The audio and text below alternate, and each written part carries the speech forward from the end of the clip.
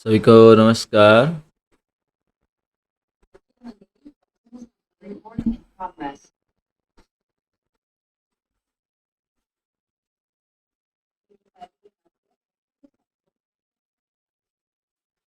आज पहला सामुएल 17 अध्याय 31 से पढ़ेंगे। पहला सामुएल 17 अध्याय 31 से 40 तक। जब दाऊद की बातों की चर्चा हुई तब शाऊल को भी सुनाई गई और उसने उसे बुलवा भेजा। तब दाऊद ने शाऊल से कहा, किसी मनुष्य का मन उसके कारण कच्चा ना हो, तेरा दास जाकर उस फलिस्ती से लड़ेगा। शाऊल ने दाऊद से कहा, तू जाकर उस फलिस्ती के विरुद्ध युद्ध नहीं कर सकता, क्योंकि तू तो लड़का ही है और वो लड़कपन ही से योद्धा है। दाऊद ने शाऊल से कहा, तेरा दास अपने पिता की भेड़ बकरियां चराता था, और जब कोई सिंह या भालू झुंड में से मेमना उठा ले जाता, तब मैं उसका पीछा करके उसे मारता और मेमने को उसके मुंह से छुड़ा लेता। और जब वो तुझ पर और मुझ पर हमला करता, तब मैं उसके केस को पकड़कर उसे मार डालता था। तो तेरा दास ने सिंह और भालू दोनों को मारा है, और वो खतना रहित पलिश्ती उनके समान हो जाएगा, क्योंकि उसने जीवित परमेश्वर की सेना को ललकारा है। फिर दाऊद ने कहा, यहोवा जिसने मुझे सिंह और भालू दोनों के पंजे से बचाया है, वो मुझे उस पलिश्ती के हाथ से भी बचाएगा। शाऊल ने दाऊद से कहा, जा, यहोवा तेरे साथ रहे। तब शाऊल ने अपने वस्त्र दाऊद को पहनाए और पीतल का टोप उसके सिर पर रख दिया और झिलम उसको पहनाया। तब दाऊद ने उसकी तलवार वस्त्र के ऊपर कसी और चलने का यत्न किया। उसने तो उनको ना परखा था, इसलिए दाऊद ने शाऊल से कहा, इन्हें पहने हुए मुझसे चला नहीं जाता, क्योंकि मैंने इन्हें नहीं परखा है। और दाऊद ने उन्हें उतार दिया। तब उसने अपनी लाठी हाथ में ली और नाले में से 5 चिकने पत्थर छांटकर अपनी चरवाही की थैली अर्थात अपने झोले में रखे और अपना गोफन हाथ में लेकर पलिश्ती के निकट गया। मैंने 40 पद तक पढ़ा।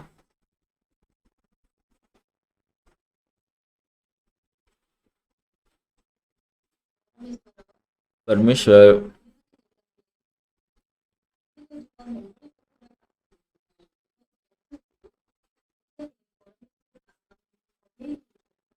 हम जब कलीसिया में आत्मिक जीवन जब हम जीते हैं, तो परमेश्वर हमें अ, चलाते हैं।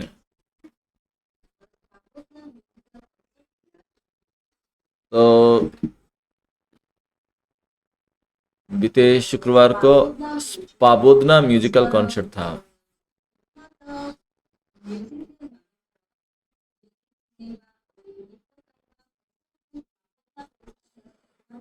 पाबोदना यानी कि दुनिया के मशहूर कलाकारों से गीतों को और कंसर्ट को सुनना है। परमेश्वर हमें बहुत बड़ा चर्च हॉल दिए हैं, इसलिए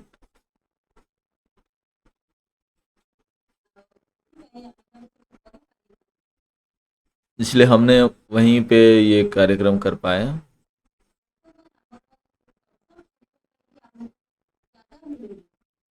वर्तमान कंसर्ट करने के लिए कोई जगह ऑडिटोरियम नहीं मिल रहा है। इंशन में हमारा बहुत बड़ा आर्ट हॉल है, जहाँ तकरीबन 3,000 लोग बैठ सकते हैं। ग्राशियस कर की परफॉर्मेंस के लिए बहुत बड़ा स्टेज की ज़रूरत है, और ऐसा बड़ा स्टेज प्रभु हमें दिए, इसलिए हम वहाँ बहुत अच्छे से म्यूजिक कॉन्सर्ट कर पाए हैं।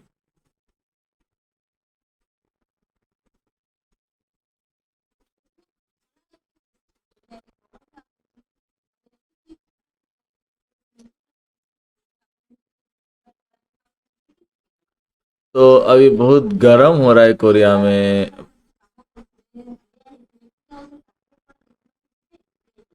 तो ऐसे गरम में जो कॉन्सर्ट के लिए बुलाया जाता है कौन जाना चाहेगा, लेकिन परमेश्वर इस प्रकार किए हैं काम की मैं जिंदगी में कभी ऐसा अनुभव नहीं किया था। पुस्तक हमेशा अपना गवाही देते हैं। तो पास्टर कह रहे थे कि एक समय था जब इन क्षण में मेरा रहने का समय नहीं था, खाने के लिए खाना नहीं था। उस समय एक एल्डर का घर हमें दिए और उस एल्डर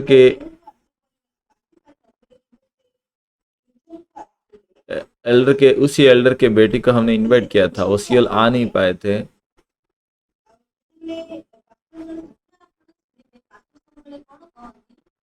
और एक दूसरा शहर में वो आई थी। हमेशा पास्टर उसका गवाही देते हैं कि पास्टर जब घर ढूंढने गए थे तो ये बेटी जो है एल्डर का बेटी वो पियानो बजा रही थी। और इस बार जब वो म्यूजिक कॉन्सर्ट में योगदान दी थी तो वो ये म्यूजिक सुन के बहुत दिल में छू गई।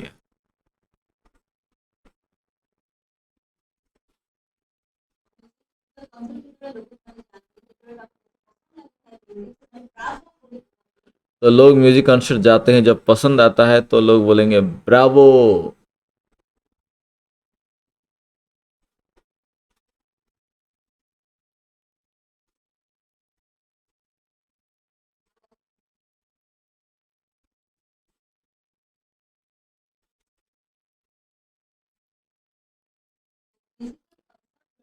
और म्यूजिकल कॉन्सर्ट के दौरान हमेशा ब्रावो बोल के नहीं कह सकते आप।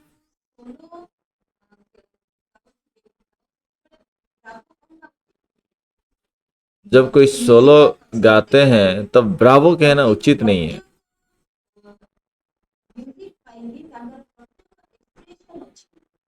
तो कॉन्सर्ट देखते समय हर एक परफॉर्मेंस के लिए हर एक एक्सप्रेशन होता है।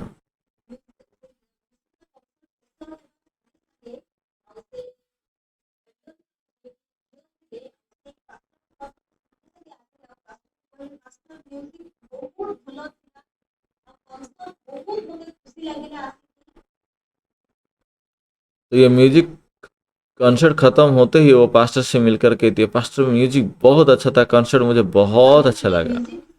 तो हम म्यूजिक के बारे में ज़्यादा कुछ पता नहीं है, लेकिन जो लोग म्यूजिक के बारे में जानते हैं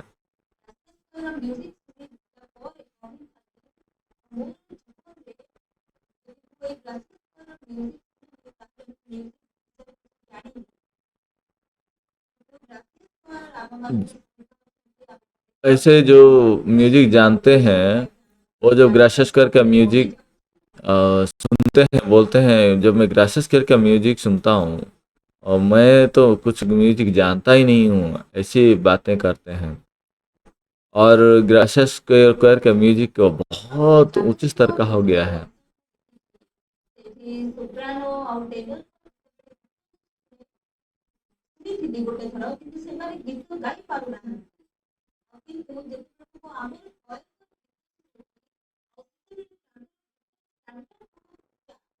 तो मैं अन्य सांसारिक और क्वायर का परफॉर्मेंस देखा था जिसमें सोप्रानो टेनर वो लोग गीत गा नहीं पा रहे, लेकिन हमारे ग्रासियस कर के मेंबर बहुत शानदार रूप से गाते हैं। और मैं जान पाया कि हमारा कान ना म्यूजिक सुन के ग्रासियस कर का सुन के कान बहुत ऊंचा हो गया है कि दूसरों का हम नहीं सुन पाते हैं।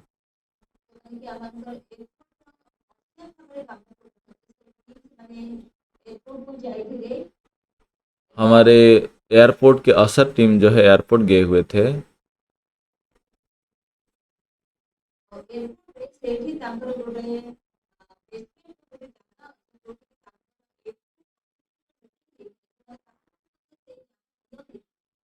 तो एयरपोर्ट के बेसमेंट में एक मीटिंग होता है जहाँ पे मतलब उनके सारे स्टाफ का मीटिंग होता है। वो जगह किसी को देते नहीं है, लेकिन इस बार उन्होंने हमें दिया था जिसमें 200 से 200 पार्टिसिपेंट वहाँ जमा हुए थे। अब सोचिए यूनिवर्सिटी स्टूडेंट लोग समर वेकेशन में करते क्या हैं। वो लोग साधारण रूप से घूमने जाएंगे या अपने दोस्तों के साथ समय बिताते हैं, लेकिन हमारे स्टूडेंट लोग वर्ल्ड कैंप के लिए प्रस्तुत कर रहे हैं और गेस्ट को कैसे रिसीव करेंगे उसकी प्रस्तुति कर रहे हैं। और इस प्रकार काम करते हुए वो लोग भी बहुत खुश हैं। हम जो जीवन पहले से कभी जी नहीं पाए थे,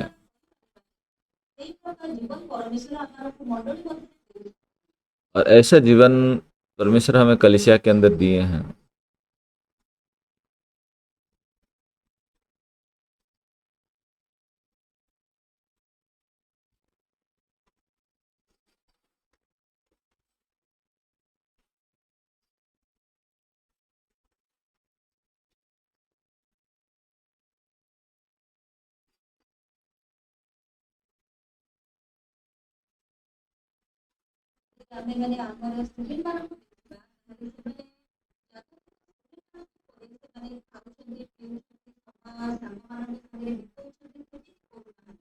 हमारे स्टूडेंट लोगों को अगर देखेंगे तो सिर्फ खा पी के सांसारिक स्टूडेंट लोगों की तरह टाइम बिता रहे हैं, ऐसा नहीं है।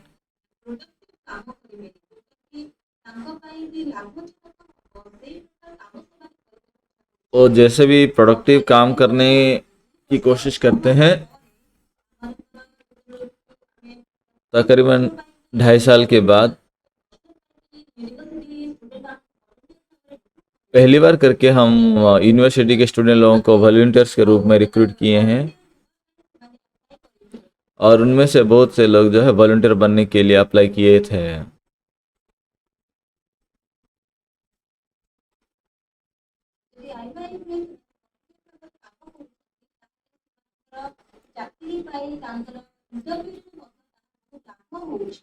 अगर वो आईवाईफ के लिए अगर वॉलंटियर्स के रूप में काम करते हैं तो उनको इंटरव्यू के लिए बहुत फायदेमंद होता है। तो जो 2019 में वो वॉलंटियर्स के रूप में काम किए हैं उसको भी वो अभी प्रोफाइल के तौर पे इस्तेमाल करते हैं।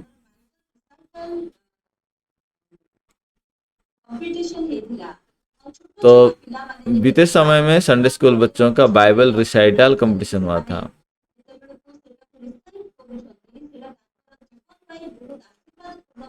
जब ये छोटे छोटे बच्चे जो बाइबल को मनन कर लेते हैं, रिसाइट कर लेते हैं, वो बहुत फायदेमंद होता है। तो लेकिन सबसे महत्वपूर्ण बात है,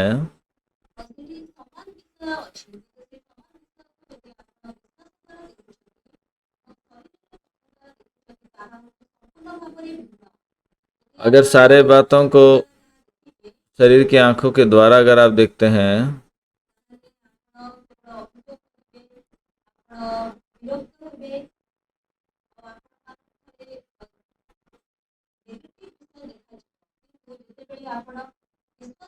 तो सब चीजें आपको नकारात्मक दिखेगा।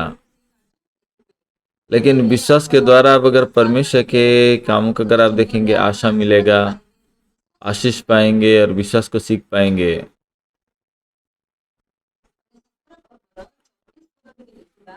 हम 17 अध्याय का 24 वचन देखेंगे। यहाँ पे हम गोलियत के बारे में जरा देखेंगे।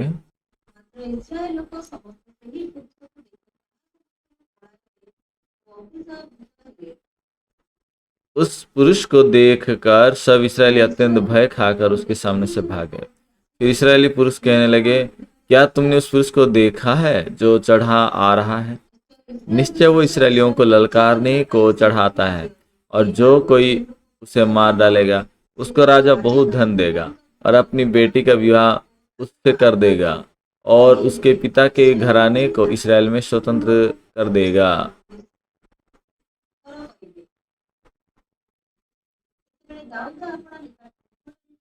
स्वतंत्र। तब दाऊद ने उन पुरुषों से जो उसके आसपास खड़े थे पूछा, जो उस फलिस्ती को मार के इसराइलियों की नामधराई को दूर करेगा, उसके लिए क्या किया जाएगा? वो खतना रहित फलिस्ती क्या है कि जीवित परमेश्वर की सेना को ललकारे?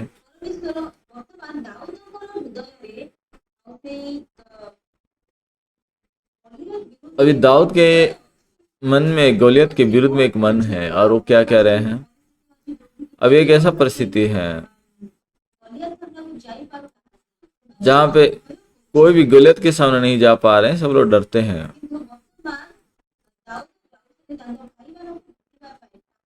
लेकिन दाऊद जा रहे हैं अभी अपने भाइयों का खबर पिताजी के पास लाने के लिए, और वहां जाके वो क्या कह रहे हैं कि मैं जाके गोलियत को मारूंगा करके। लेकिन साउल जब गोलियत को देख रहे हैं तो वो बहुत छोटा है।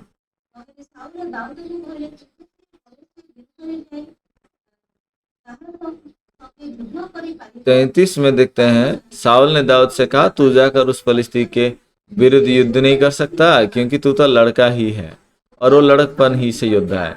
दाऊद ने साउल से कहा, तेरा दास अपने पिता की भेड़ बकरियां चराता था, और जब कोई सिंह या भालू झुंड में से मेमना उठा ले जाता, तब मैं उसका पीछा करके उसे मारता और मेमने को उसके मुंह से छुड़ा लाता, और वो मुझ पर हमला करता, तब मैं उसके केस को पकड़कर उसे मार डालता था।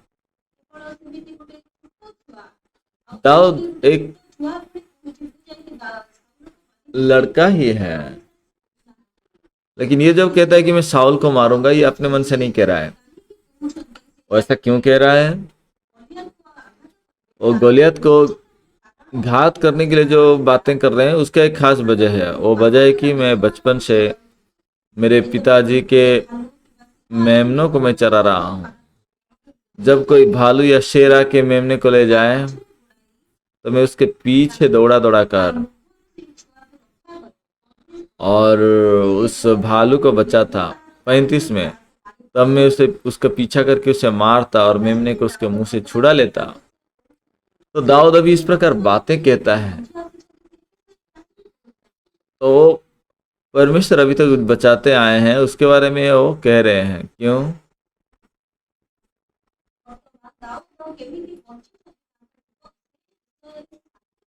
वो अभी गवाही दे रहे हैं अपना जीवन कैसे जी कर आए थे।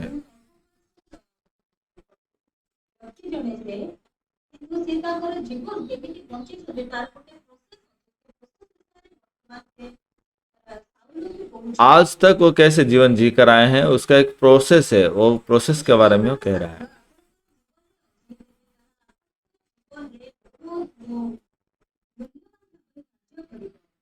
तो ये किस प्रकार गवाही आपके जीवन में है, वो गवाही आपको बहुत मूल्यवान रूप से काम करेगा। अभी कैसा है उसके बारे में नहीं कह रहा है। जब शेर या भालू आके मेरे मेमने को चराता, छुड़ा ले जाता था या मुझे आक्रमण करता था, तब मैं उसके पीछे जाके उसको मारता था।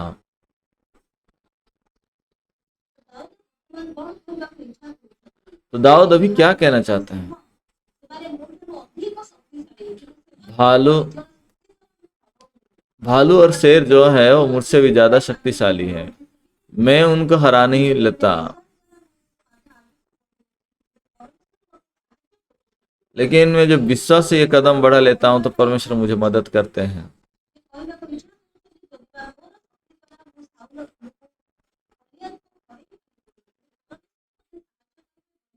यद्यपि मेरे सामर्थ्य से मैं गोलियत को हरा नहीं सकता, लेकिन परमेश्वर मुझे मदद करेंगे गोलियत को हराने में।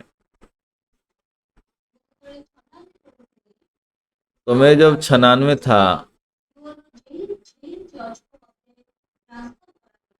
सियोल के झेल चर्च में मैं ट्रांसफर किया गया था, और उस समय मेरे मन में बहुत बोझ महसूस करता था। इतना बड़ा चर्च, लेकिन मैं हर चर्च में कैसे मैं मैनेज करूंगा।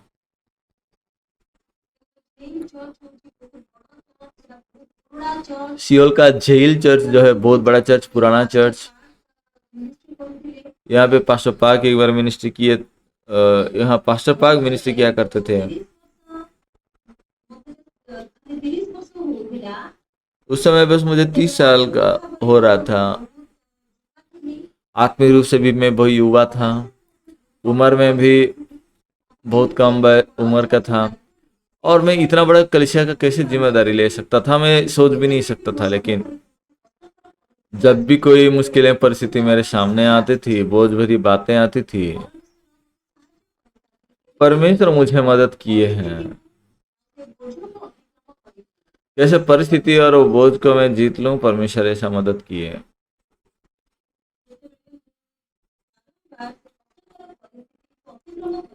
जब मैंने वो बार बार वो कष्टदायक परिस्थिति का सामना किया, तो परमेश्वर मुझे सिखा रहे थे कि कैसे वो मुश्किल परिस्थितियों को मैं पार कर जाऊं।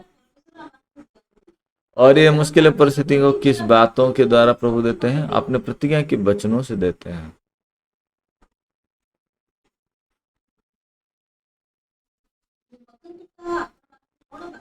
मैंने पिछले हफ्ते आपको क्या वचन बताया था? जब तुम मेरे वचनों को सुनते हो तो मनुष्य की बात की तरह नहीं, परमेश्वर के वचन की तरह सुनते हो, और जो बातें को विश्वास से सुनते हो वो आपके जीवन में शक्ति बनता है और काम करता है। इसका यानी कि मतलब होता है कि आप परमेश्वर का वचन के रूप में उसे ग्रहण करो। निश्चित रूप से उसको परमेश्वर का वचन समझकर ग्रहण करते हो तो वो वचन काम करता है। जब सारा अब्राहम को कहा कि तुम इस्माइल को और हागर को निकाल दो, ये बात सुन के अब्राहम चिंतित हो गया, लेकिन परमेश्वर अब्राहम को जब कहते हैं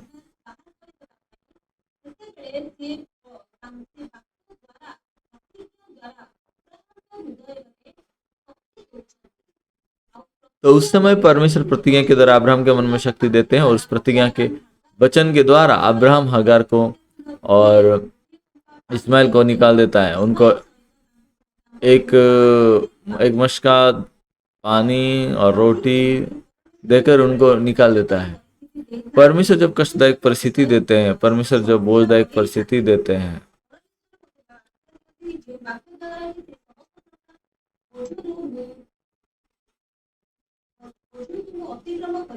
परमेश्वर ऐसा वचनों को देते हैं जिस वचन के द्वारा हम हर एक परिस्थिति को बोझ को जीत सकते हैं।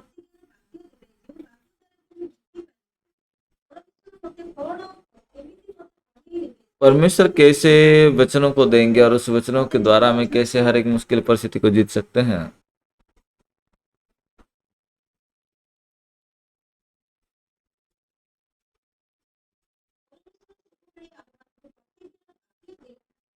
परमेश्वर हमेशा हमें प्रतिज्ञा के वचनों को देते हैं।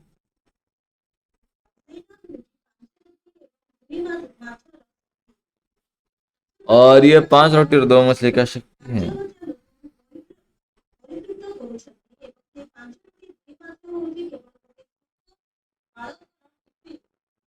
तो 5 रोटी 2 मछली एक लड़का का टिफिन के समान है, लेकिन ये 5,000 लोग खाने के बाद भी ये रोटी बचे रहे। हमारे जैसा इंसान होने पर क्या करता? 50 लोगों को भी वो तृप्त नहीं कर सकता। लेकिन हम जो परमेश्वर का काम को देखते हैं, हम क्या जान सकते हैं? तो उस समय मेरे मन में एक मन को मैं जान पाया, मैं इतना बड़ा चर्च संभाल नहीं सकता, ये तो मेरे द्वारा संभव नहीं होगा। लेकिन परमेश्वर अगर शक्ति देंगे, परमेश्वर मुझे आशीष दिए, जैसा 5 रोटी 2 मछली से 5,000 लोग तृप्त हुए, परमेश्वर भी मेरे द्वारा काम करेंगे। तो हर एक बातों को परमेश्वर संचालन करेंगे, कलीसिया में चलाएंगे।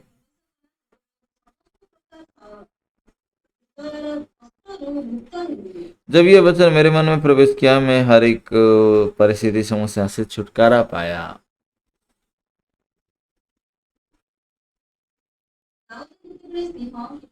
दाऊद जब शेर भालुओं को जब मारता था, क्या अपनी शक्ति से मारता था? कभी भी नहीं। वो अवश्य परमेश्वर की इच्छा था, और परमेश्वर की इच्छा के अनुसार वो उन सबको ऐसा ही मारता था।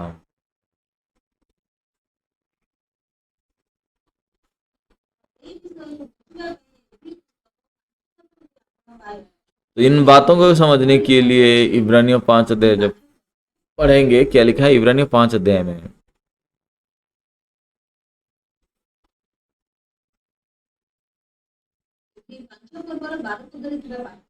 इब्रानियों 5 अध्याय का 12 वचन में देखेंगे, समय के विचार से तो तुम गुरु हो जाना चाहिए था, तो भी ये आवश्यक हो गया है कि कोई तुम्हें परमेश्वर के वचनों की आदि शिक्षा फिर से सिखाए। तुम तो ऐसे हो गए हो कि तुम्हें अन्न के बदले अब दूध ही चाहिए, क्योंकि दूध पीने वाले बच्चे को तो धर्म के वचन की पहचान नहीं होती, क्योंकि वो बालक है।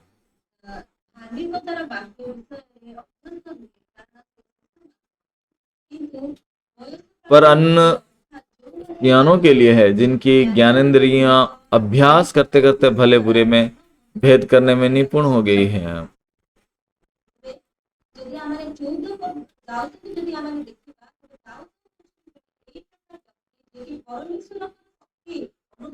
यदि हम दाऊद को देखें तो जो दाऊद ऐसा व्यक्ति है जो परमेश्वर के सामर्थ्य को अनुभव किए हैं। इतना कम उम्र के हैं, बहुत कमजोर है, एक साधारण युवक है, लेकिन वो कैसे शेर और भालुओं को मार सकता? वो अपने सामर्थ्य से नहीं, परमेश्वर के सामर्थ्य से था। इसलिए मैं जब ऐसे कामों में जाऊंगा तो परमेश्वर अपने उपाय के द्वारा मुझे इस्तेमाल करेंगे।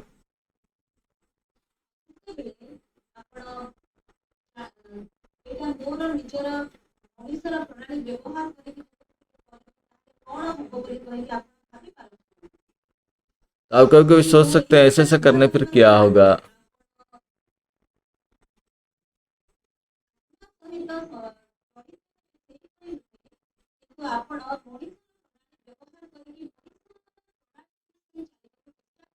तो उस समय आप आत्मा की तरह चले जाएंगे, ऐसी बात नहीं है, लेकिन आप मनुष्य के उपाय को इस्तेमाल करके मनुष्य के द्वारा चलाए जाने की कोशिश करूंगा, शरीर के विचार के अनुसार।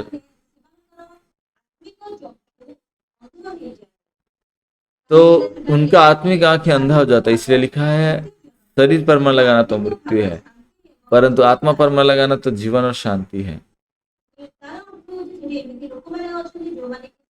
इसका मतलब है ऐसे लोग हैं जो शरीर की चिंता को अनुसरण करते हैं, और ऐसे लोग हैं जो आत्मिक विषय के द्वारा चलाए चलते हैं।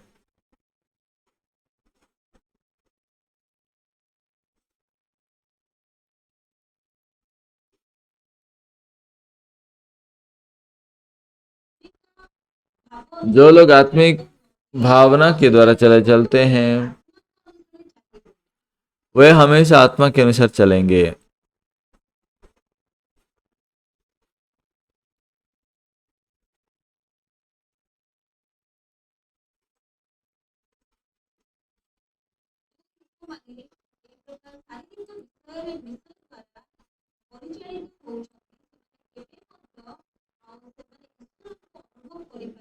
जो लोग ऐसा शरीर के बातों के द्वारा चले चलते हैं, वो कभी परमेश्वर का अनुभव नहीं कर सकते।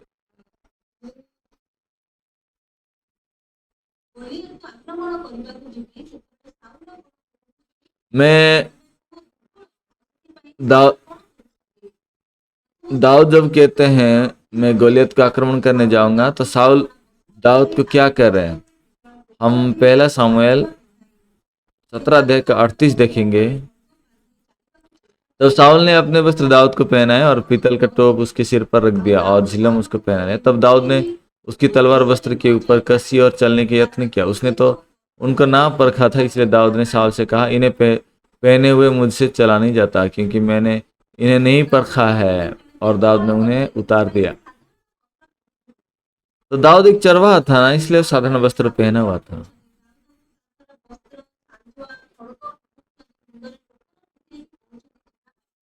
लेकिन यह साउल उसको ये झिलम तलवार ये सब पहना के युद्ध में जाने कहता है, लेकिन दाऊद बोलता है मैं इन्हें पहने जा नहीं पा रहा हूँ। उदाहरण के तौर पे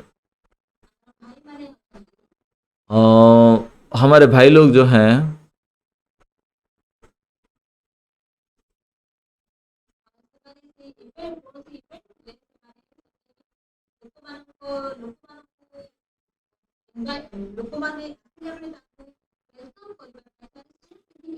तो लोग जब आएंगे उनको इन्वाइट करने के लिए, सूट पहनने के लिए, सूट पहन के इन्वाइट करते हैं।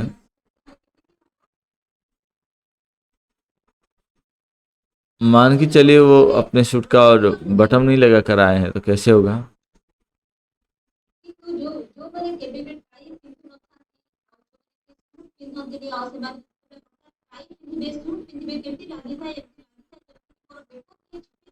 तो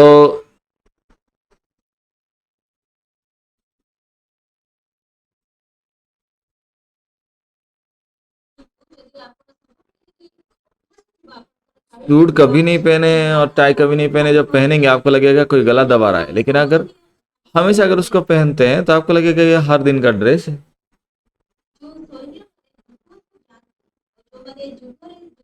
जो सैनिक युद्ध में जाते हैं, जो युद्ध में शामिल होते हैं, उन लोगों को हमेशा ये झिलम टोप ये सब पहनना आसान है, उनको आदत है। लेकिन दाऊद कभी वो वस्त्र कभी पहना ही नहीं है।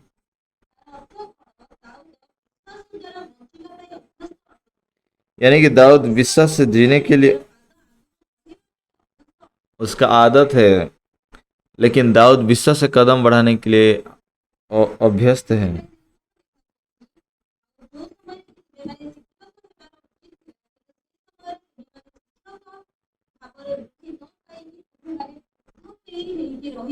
लेकिन जैसे यहाँ इब्रानियों में लिखा है, तुम्हें तो अभी तक गुरु हो जाना चाहिए था, लेकिन तो अभी तुम बच्चे ही रह गए हो। इसलिए इब्रानियों 5 अध्याय में जो लोग विश्वास का जीवन का अनुभव करते हैं, उनको ये सारी बातें लिखा गया है। अभी 2 मार्ग है, आत्मिक मार्ग है,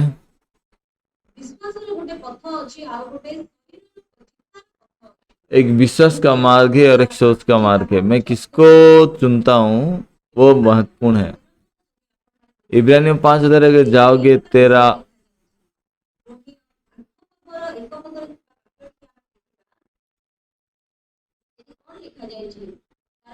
रोमियो 8 अध्याय के 1 वचन में अगर हम देखेंगे क्या लिखा है कि जो मसीह में उन पर कोई दंड की आज्ञा नहीं है। अतः अब जो मसीह में है उन पर दंड की आज्ञा नहीं है।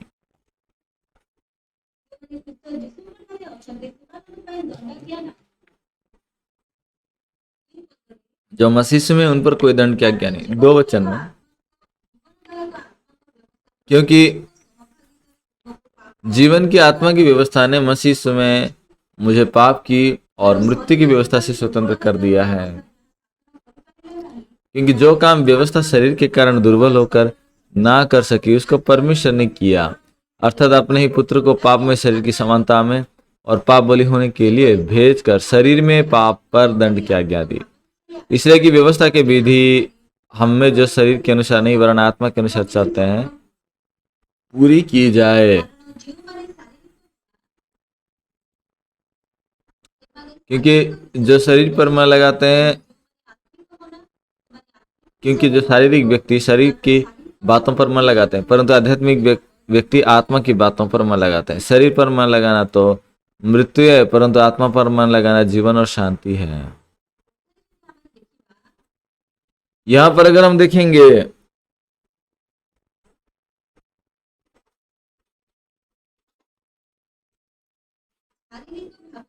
शरीर पर मन लगाना तो मृत्यु है, लेकिन आत्मा पर मन लगाना तो जीवन और शांति है लिखा। यहाँ पे शरीर पर मन लगाना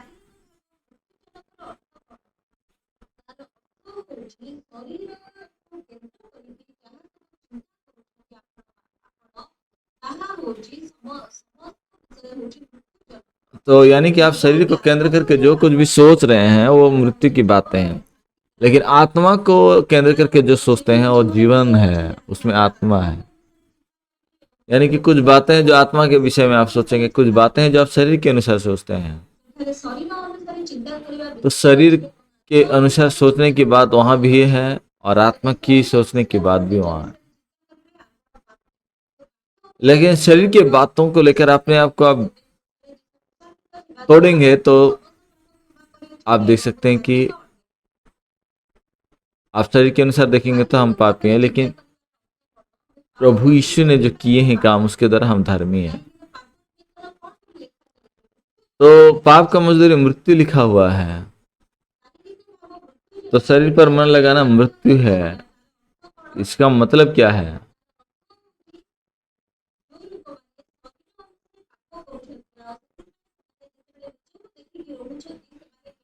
तो जो लोग शरीर के अनुसार जीते हैं, पाप करते हैं, वो बस अपने आप को देख के जीते हैं और श्रापित हैं बोलते हैं।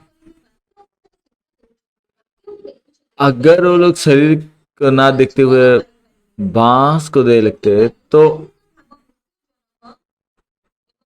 शरीर पर मन लगाना मृत्यु है, लेकिन आत्मा पर मन लगाना जीवन और शांति है। आप अगर शरीर के अनुसार चिंता करते हैं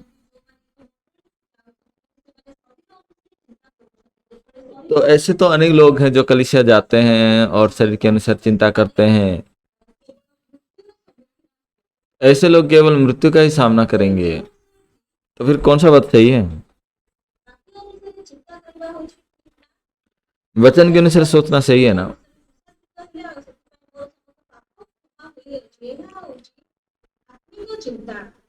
तो प्रभु यीशु मेरा पाप क्षमा कर दिए हैं और वर्तमान में पाप क्षमा पाया हुआ हूं। ये आपका शरीर का चिंता है। लेकिन अगर आप आत्मा की चलेंगे तो आत्मा के अनुसार चलेंगे ना।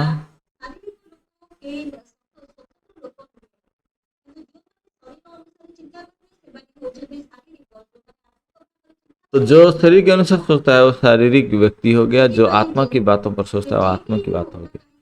इसलिए जो कोई भी क्यों ना हो, हर एक बातें आत्मिक नहीं हो सकता। आज हम पहला शामिल के जो 17 अध्याय वचन पढ़े तो उसमें कौन था जो वचन के अनुसार सोच रहा था? लोग अपना शरीर के अनुसार सोचते हैं, वो दाऊद है।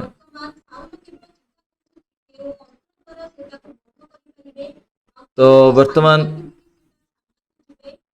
साउल उसको सिखा रहे हैं कि कौन सा हथियार लेके उसको मार सकता है, कौन सा ड्रेस पहन के जा सकता है। लेकिन दाऊद का मन में क्या मन है?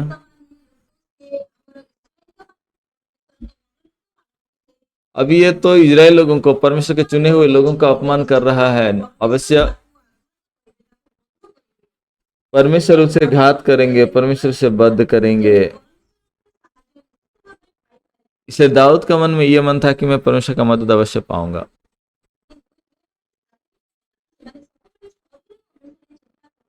और जो लोग शारीरिक लोग हैं वो शरीर के अनुसार सोचेंगे, और जो लोग अपने मन में सोचते रहते हैं वो कभी विश्वास नहीं पाते हैं। मैं उधर पा के स्पष्ट हो गया मेरा जीवन और मेरा नया ड्राइवर बन गया। नया ड्राइवर का मतलब क्या है? जिनका अभ्यास हुआ है। एक्सपीरियंस्ड ड्राइवर बनने के लिए क्या करना पड़ेगा? हमेशा ड्राइविंग करना चाहिए और अधिक स्पीड में।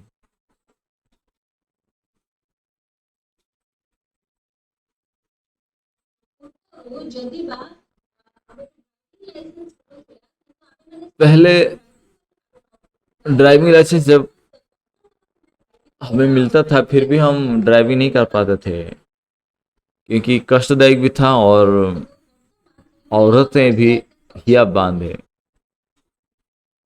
लेकिन वर्तमान क्या होता है? लर्नर्स लाइसेंस होता है। लर्नर्स लाइसेंस लेके आप सेकेंड हैंड कार हो या कोई भी कार को चलाते हुए प्रैक्टिस कर सकते हैं। लेकिन ऐसे भी लोग हैं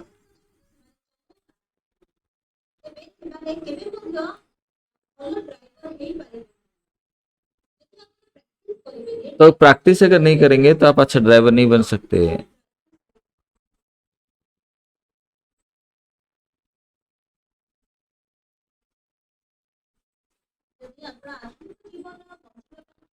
आप अगर आत्मिक जीवन जीने का अगर प्रैक्टिस करते हैं,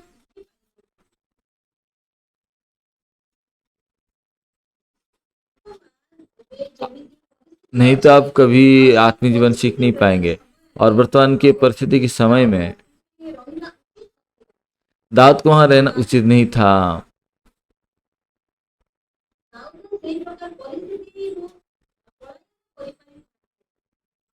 तो दाऊद इस प्रकार परिस्थिति से भाग सकते थे। हाँ, मैं शेर भालू को मार सकता हूँ, लेकिन इस परिस्थिति को कौन मारेगा? इस प्रकार वो पीछे हट सकते थे। लेकिन दाऊद जाके गोलियत के साथ लड़ने का कोई वजह भी नहीं है। कोई भी नहीं था जो दाऊद को मदद करे। दाऊद अकेले गया। दाऊद तो वहां से अगर भाग के आ भी गया होता ना, कोई उसे कुछ भी ना बोलता।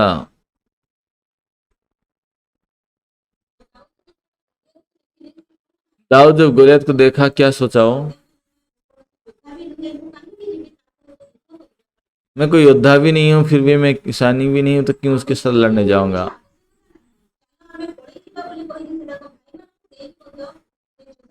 तो उन्होंने प्लानिंग किया कि हम युद्ध में भाग जाएं, तो अपने भाइयों को साथ लेकर वो चले गए।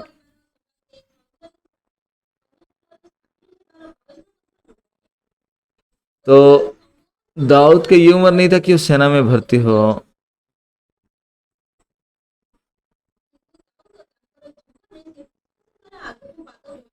उस दाऊद जो है विश्वास के द्वारा अपने जीवन में आगे कदम बढ़ा रहे हैं।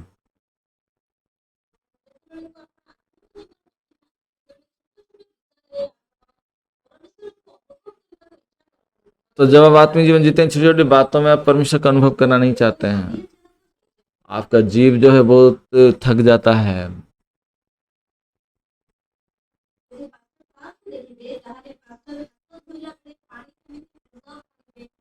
पास्टर पाक की बात अगर देखेंगे, हाथ धोते समय पानी बंद करेंगे और नष्ट नहीं करेंगे, और जहां जमता है बात सब वैसे ही करेंगे। और आप पास्टर के जीवन के बारे में जान पाएंगे।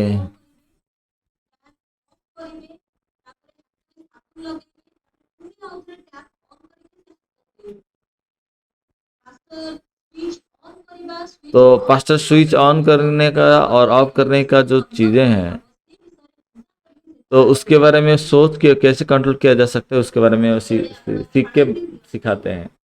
आप जब पानी भी देते हैं, आप कितना पानी इस्तेमाल किए हैं उसके अनुसार आपका पानी का बिल आता है। लेकिन वर्तमान तक आप पानी के बारे में बिना सोच के ऐसे जीते आए थे ना। और गर्मी में बहुत ज्यादा पानी इस्तेमाल करेंगे। गर्मी में ज्यादा हमारा पानी खर्चा हो जाता है, फिर आपका बिल आएगा। आप 3 टन पानी इस्तेमाल किए हैं, इसलिए उसका जांच होगा। अगर उन सारे बातों का हिसाब करके आप पानी बिल देंगे तो ज्यादा दाम का नहीं है, लेकिन किस मन के द्वारा पानी को आपने इस्तेमाल किया, और इस बात को अगर आप समीक्षा करेंगे, निरीक्षण करेंगे, तो इस प्रकार जिसका कोई मन की दुनिया नहीं है, ऐसा जीवन जी नहीं सकते हो। आप सेल्फ कंट्रोल सीख सकते हैं।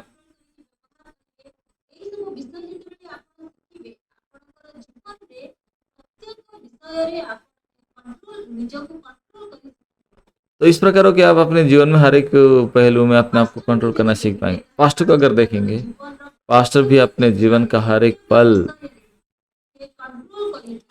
हमेशा कंट्रोल करके कैसे उनको बचाया जा सकता है। तो इस प्रकार अनेक लोग जो है, आप ताली बन के लौटते हैं और हमें जो बोझ लगता है हम पीछे हट जाते हैं।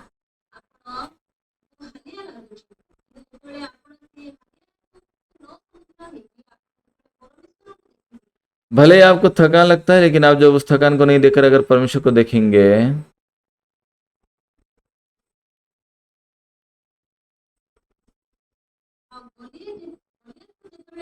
और गोलियत को जब दाऊद देख रहे हैं, वो कितना आसानी से अपने घर जा सकता था, लेकिन मैं अगर उसके पास नहीं जाऊंगा तो मुझे डर लगता है। लेकिन दाऊद ऐसा नहीं करते हैं। आज वो आज मतलब ऐसे कदम क्यों उठा रहे हैं कि मैं आत्मिक रूप से जब कदम उठा रहा हूँ, मैं तो पहले शरीर के सपक्ष में था, शरीर के अनुसार सोच के जिया। आप जब नए सिरे से जन्म हुए तो आप पवित्र हैं करके कह नहीं पा रहे थे ना।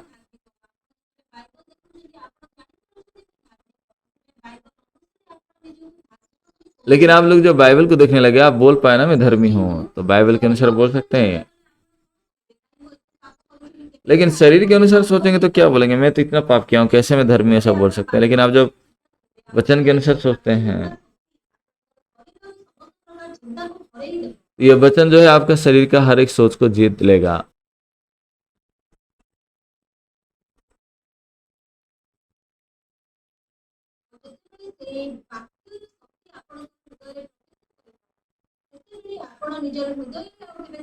जब उस वचन का शक्ति आपके मन में प्रवेश करेगा, आप कभी डगमगाएंगे नहीं।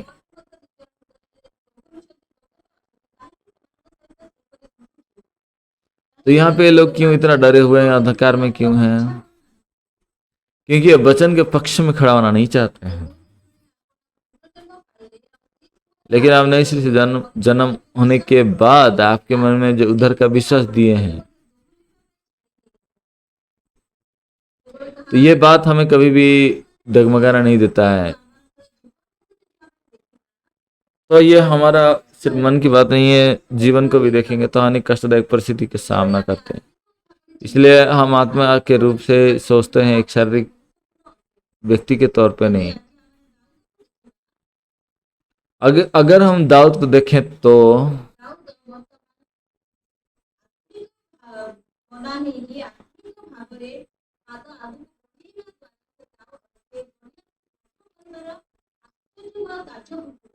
दाऊद आत्मिक मना होकर वो जब आगे बढ़ाता है और गोलियत को मारने के लिए, तो ये अचंभे की बात बन गया है।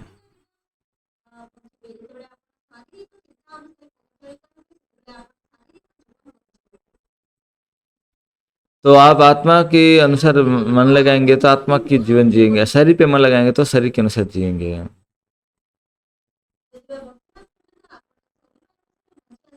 यदि भी अब तक आपने शरीर के लिए जीता आया है, और जब वो वचन को ग्रहण करेंगे तो आपका जीवन आत्मा के द्वारा चलाया जाएगा। आत्मिक व्यक्ति कौन है? दाऊद एक आत्मिक व्यक्ति है और विश्वास का मनुष्य है। लेकिन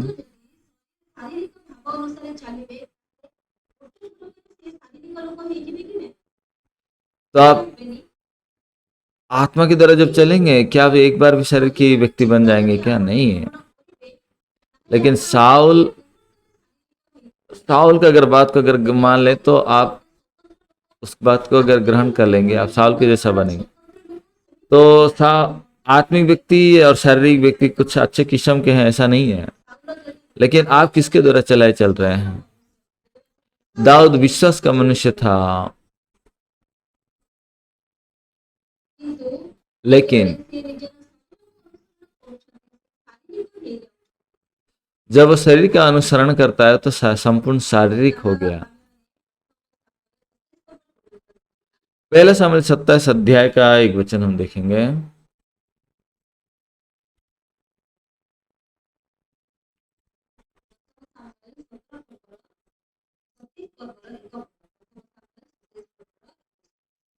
पहला सामुएल 27 अध्याय का एक वचन।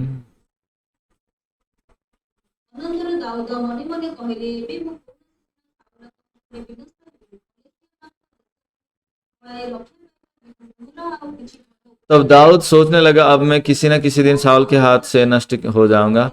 अब मेरे लिए उत्तम ये है कि मैं फलिस्तियों के देश में भाग जाऊं। तब शाऊल मेरे पीछे निराश होगा और मुझे इसराइल के देश के किसी भाग में फिर ना ढूंढेगा। यूं मैं उसके हाथ से बच निकलूंगा। अभी जब यहाँ देखते हैं आप, दाऊद जो है शारीरिक चिंता के द्वारा चल रहा है। वो भले ही परमेश्वर के काम का अपने जीवन में अनुभव किया था।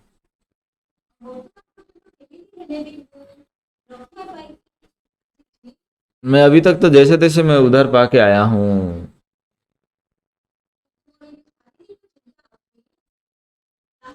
लेकिन मेरा ये शारीरिक चिंता जो है मेरे लिए कोई लाभ का नहीं है।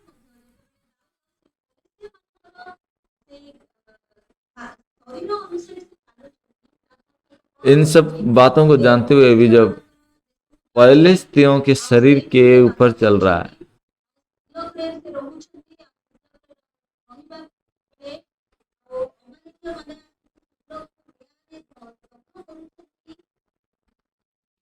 तो ये फिर सिगलक में रहता है। अमलेकी लोग आके सिगलक को जला देते हैं, उसका स्त्री और बच्चों को बंदी बना कर ले जाते हैं। फिर उसके लोग आके यहाँ दाऊद को पथराव करना चाहते हैं। और जब इतना मुश्किल परिस्थिति में जब दाऊद है, जब कठिन परिस्थिति में है, तब दाऊद क्या करता है? तो वो प्रभु अपने परमेश्वर के ऊपर अपने आप को बलवंत किया। तो इन वचनों से हम क्या जानते हैं? जब वो शरीर के अनुसार चलते हैं, बुरे बुरे कष्टदायक परिस्थितियों का सामना करते हैं,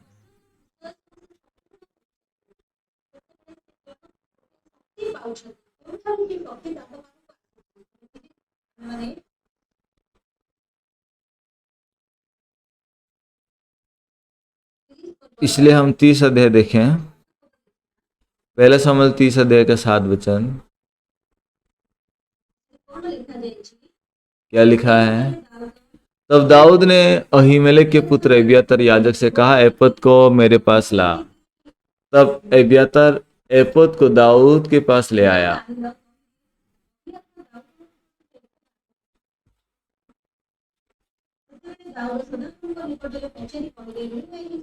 और दाऊद ने योआब से पूछा, क्या मैं इस दल का पीछा करूं? क्या उसको जा पकड़ूंगा? उसने उससे कहा, पीछा कर, क्योंकि तू निश्चय उसको पकड़ेगा और निसंदेह सब कुछ छुड़ा लाएगा।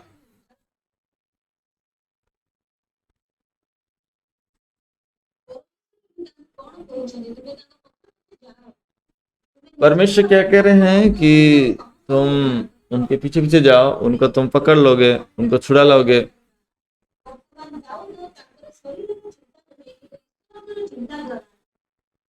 यह हम जान सकते हैं कि दाऊद शरीर के चिंता के द्वारा नहीं चलकर अपने परमेश्वर का निर्देश के द्वारा चल रहे हैं। अपने शरीर की चिंता के अनुसार नहीं चल रहा है वो।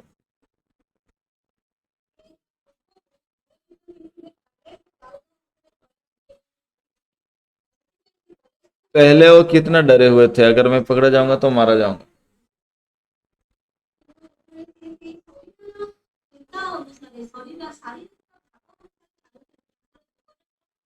तो शरीर की भावना के अनुसार जब चलने लगा, उसका जीवन क्या हुआ? दर्द और पीड़ा के द्वारा उसका जीवन चल रहा है।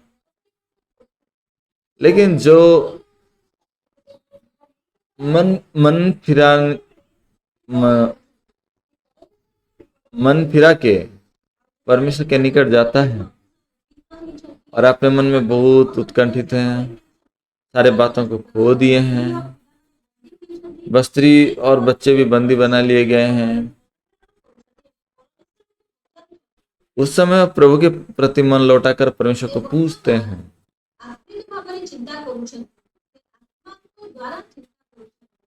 और आत्मा के द्वारा भी सोच रहे हैं।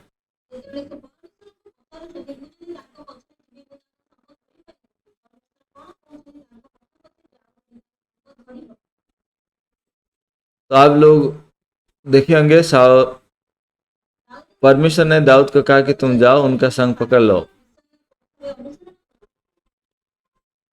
दाऊद ये शरीर की अभिलाषा के अनुसरण करूंगा बोल दिए हैं।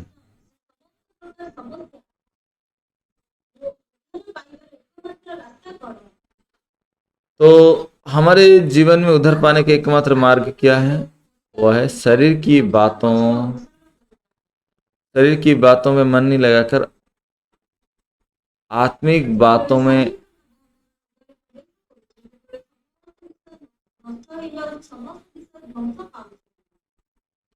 लेकिन वो शरीर के अनुसार जब चला जाता है सब शरीर की बातें नष्ट हो जाता है। लेकिन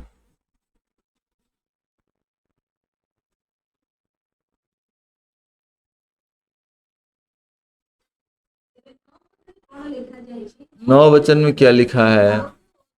30:9 में, तब दाऊद और 600 साथी जनों को लेकर बसारे नामक नाले तक पहुंचा। वहां कुछ लोग छोड़े जाकर रह गए और दाऊद और उसके 400 लोग उनके पीछे पीछे दौड़ाया। तो ये जो 200 लोग थे वो लोग पीछे रह गए थे।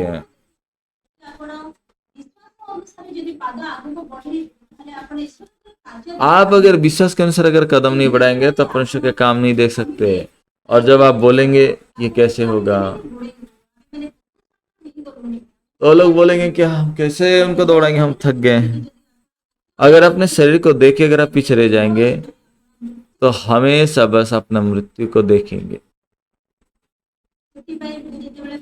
इसलिए मैं जो मेरा शरीर का अनुसरण करके गया ये केवल मृत्यु है।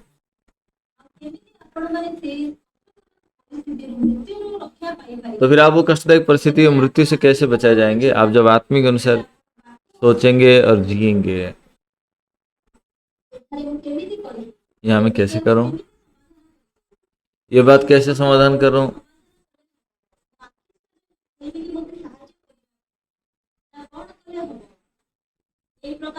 तो क्या करना चाहिए? इस प्रकार अनेक लोग अनेक उपाय बोलते हैं।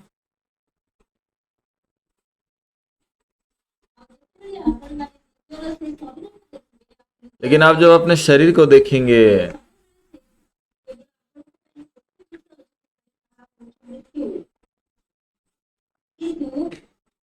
शरीर के लिए बस एक ही बात है, वो है मृत्यु। लेकिन आत्मा जीवनदायक बात है।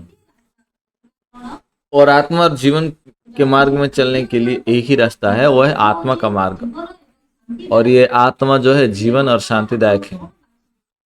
आप क्या चुनेंगे? अब आत्मा के अनुसार चलेंगे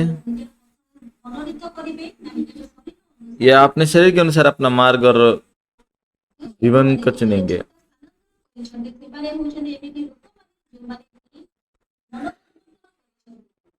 जो लोग अपना सोच को फेंके हैं वो ऐसे लोग हैं जो अपना मन बदल लिए हैं। कुछ लोग जो पीछे रह गए हैं।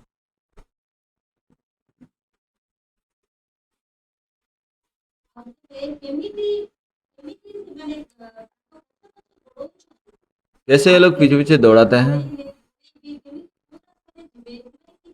कोई रास्ते में जाएंगे, कौन से रास्ते में और क्या पकड़ेंगे कुछ समझ में नहीं आता। लेकिन परमेश्वर बोले आ जाओ।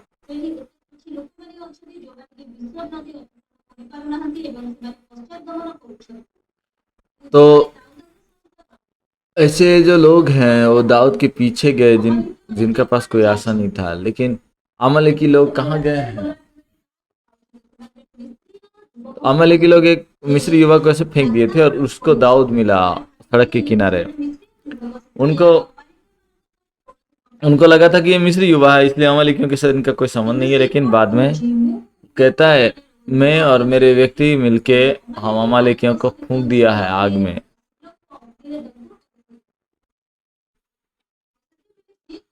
तब वो क्या कह रहा है? तो अमालेकी युवा को उठाकर सेना की छावनी में ले जाता है। उनको पता ही नहीं था कि ये रास्ता हमारे लिए क्या है। लेकिन जो विश्वास में नहीं गए हैं वो ऐसा परमेश्वर का प्रस्तुति को नहीं देखे थे। और उस बार जब परमेश्वर का वो प्रस्तुति को देख रहे हैं तो नदी पार हो पाए। उस समय वो परमेश्वर का प्रस्तुति को देख पाए।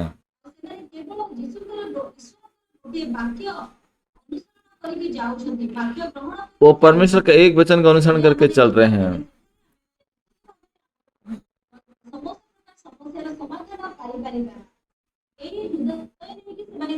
तो सारी समस्या का समाधान हम ढूंढ सकते हैं, ये मन को लेकर हम जी सकते हैं। फिर वो जाके अपने बाल बच्चों को, अपने स्त्रियों को बच्चा के ले आना, छुड़ा के ले आना, ये संभव बात नहीं है। लेकिन अपने मन में जब परमेश्वर का वचन के अनुसार विश्वास से कदम बढ़ाते हैं,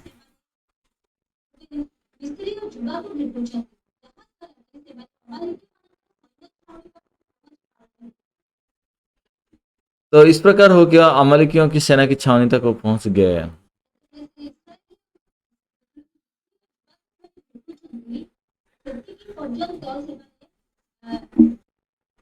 ये मिस्री युवा को जब उन्होंने मिला, तब तक उनको अमलेकियों के बारे में कुछ जानकारी नहीं था, इसलिए अपने बाल बच्चों को, स्त्री को उद्धार नहीं कर पाए थे। और लेकिन अभी उनको आशा मिली।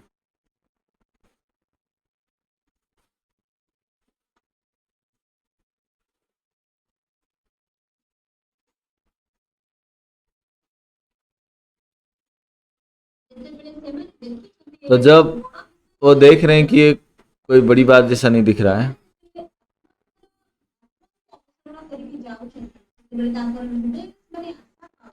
जब आत्मा का अनुसरण करके चल रहे हैं तो मन में बड़ी आशा पाते हैं। प्रभु ने कहा था तुम उनको पकड़ लोगे और तुम लौटा ले आओगे। तो इस प्रकार आत्मा के अनुसार जब आप कदम बढ़ाते हैं, विश्वास से जब कदम बढ़ाते हैं, हर पल में आप जीवन का अनुभव कर सकते हैं।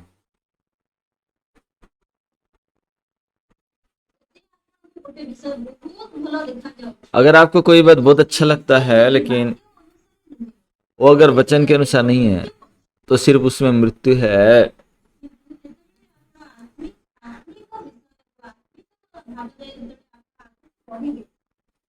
लेकिन जब आत्मिक रूप से आगे बढ़ेंगे,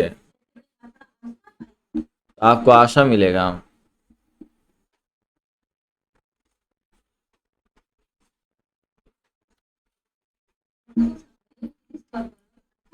पहले सामुएल 30 अध्याय का 8 वचन अगर देखेंगे क्या लिखा है।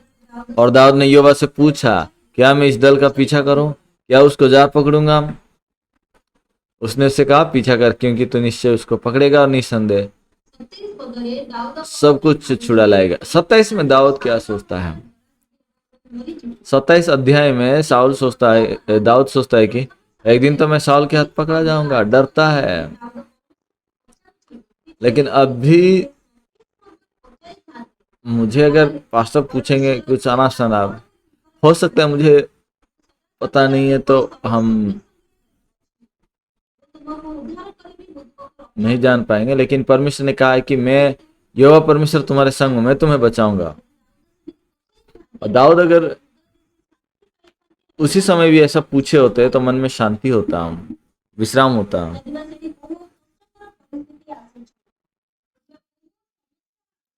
यद्यपि वहां बहुत कष्टदायक परिस्थिति है, समस्याएं हैं, लेकिन दाऊद वर्तमान अपने शरीर की चिंता के अनुसार नहीं, परमेश्वर का वचन के अनुसार वो कदम बढ़ा रहा है।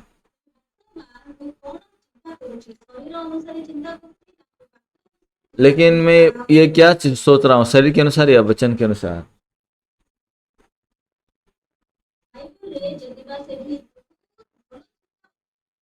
तो बाइबल में बहुत अच्छा विचार है, लेकिन अगर वो कुछ भी अगर परमेश्वर के द्वारा नहीं है, तो सब शारीरिक है।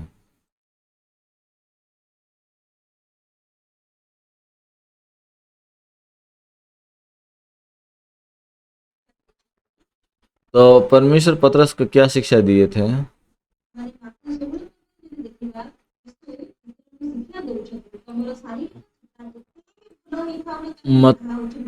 मत्ती का 16 अध्याय जब देखते हैं, तुम्हारा शारीरिक सोच जितना भी अच्छा क्यों ना हो, मृत्यु है। मत्ती 16 का 22।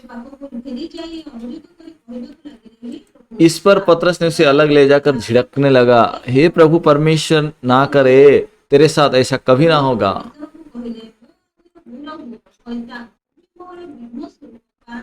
यीशु मुड़कर पतरस से कहा, हे शैतान, मेरे सामने से दूर हो, तू मेरे लिए ठोकर का कारण है, क्योंकि तू परमेश्वर की बातों पर नहीं परंतु मनुष्य की बातों पर मन लगाता है। यीशु ने अपने चेलों से कहा, यदि कोई मेरे पीछे आना चाहे तो अपने आप का इनकार करे और अपना क्रूस उठाए और मेरे पीछे हो ले। पतरस कह रहा है, प्रभु आपके प्रति ऐसा ना हो। जो उनका शारीरिक सोच था,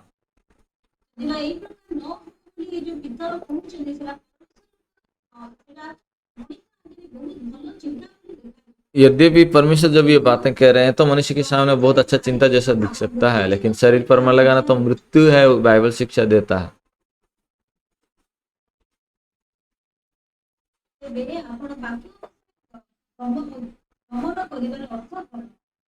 तो वचन के अनुसार चलने का मतलब क्या है? 16 अध्याय का 21 वचन देखें। उस समय से यीशु अपने चेलों को बताने लगा, अवश्य है कि मैं यरूशलेम को जाऊं और पुरनियों और प्रधान याजकों और शास्त्रियों के हाथ से बहुत दुख उठाऊं और मार डाला जाऊं और तीसरे दिन जी उठूं। ये है वचन। इस वचन के अनुसार सोचते नहीं है, लेकिन कैसे सोचते हैं? पतरस कह रहा है, ये आपके जीवन में कभी ऐसा ना। लगता है कि पतरस यीशु को प्रेम करता है, यीशु के बारे में सोचता है, लेकिन अगर इस प्रकार बातों को बस अनुसरण करके जाएगा, पतरस के लिए मृत्यु है।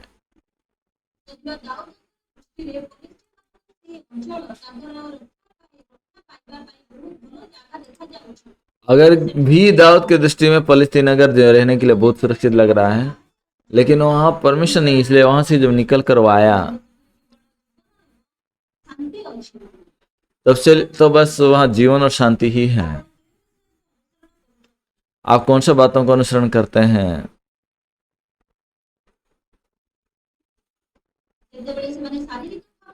जब शारीरिक रूप में वो सोचते हैं तो दाऊद का जीवन कैसा होता है? वो परमेश्वर को नहीं देख पाता है।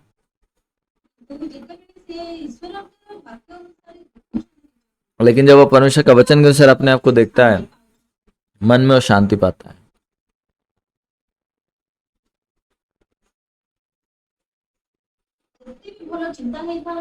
जितना भी अच्छा सोच क्यों ना हो, अगर वो परमेश्वर के वचन के अनुसार नहीं है तो मृत्यु को देने वाला है। इसलिए आपने मन में आज फैसला लेना चाहिए कि मैं शरीर के अनुसार जीऊं या आत्मा के अनुसार जीऊं। आत्मा के अनुसार जीना मतलब वचन के अनुसार जीना है।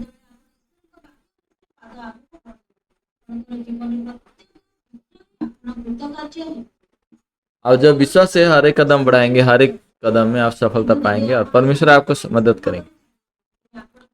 लेकिन शरीर पे अनुसार अगर चलेंगे तो शरीर पर मन लगाना ही आपको मिलेगा।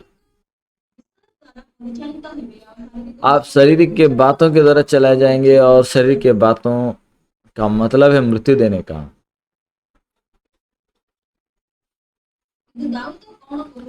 लेकिन दाऊद क्या कहते हैं? पहला सामुएल 17 अध्याय में वो कहते हैं, ये खतना रहित लोगों को मारना परमेश्वर का इच्छा है, इसलिए उस परमेश्वर का इच्छा को जान के वो आगे बढ़ा। आप भी जब आगे बढ़ेंगे, परमेश्वर की इच्छा को लेकर कदम बढ़ाएंगे, मैं विश्वास करता हूं आपका जीवन भी बहुत आशीषित होगा। धन्यवाद।